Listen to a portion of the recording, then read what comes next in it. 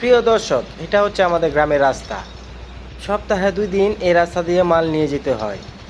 আমি অনেক কালো মানুষ, তাই এই রাস্তা দিয়ে যেতে অনেক পছন্দ করি, কারণ এখান দিয়ে গেলে আমি অনেক সুন্দর হয়ে যাই।